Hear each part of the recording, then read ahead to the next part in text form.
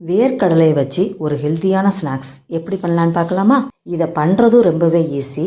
இதோட டேஸ்ட்டு வேறு லெவலில் இருக்கும், உடம்புக்கும் ரொம்ப நல்லது.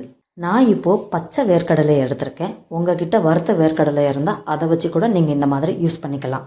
பச்சை வேர்க்கடலை எடுத்து ஒரு வாணலியில் போட்டு நல்லா வறுத்து எடுத்துக்கலாம்.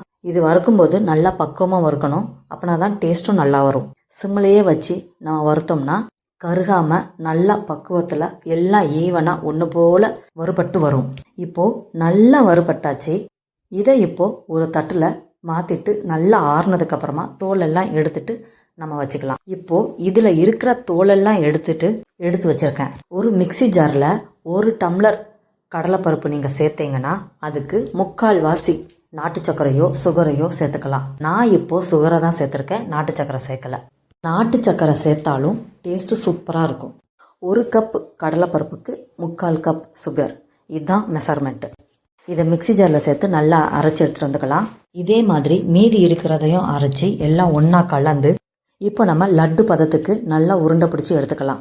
இதுக்கு ஆயிலோ நெய்யோ எதுவுமே தேவைப்படாது. கடலை பருப்பில் இருக்கிற எண்ணெய் தன்மை மட்டுமே போதுமானது. இப்போ இதை நல்லா உருண்டை பிடிச்சி எடுத்துக்கலாம். நல்லா வந்திருக்கு பார்த்தீங்களா? இப்போது ஹெல்த்தியான வேர்க்கடலை லட்டு ரெடி ஆகிடுச்சு. இதோட டேஸ்ட் அட்டகாசமாக இருக்குங்க.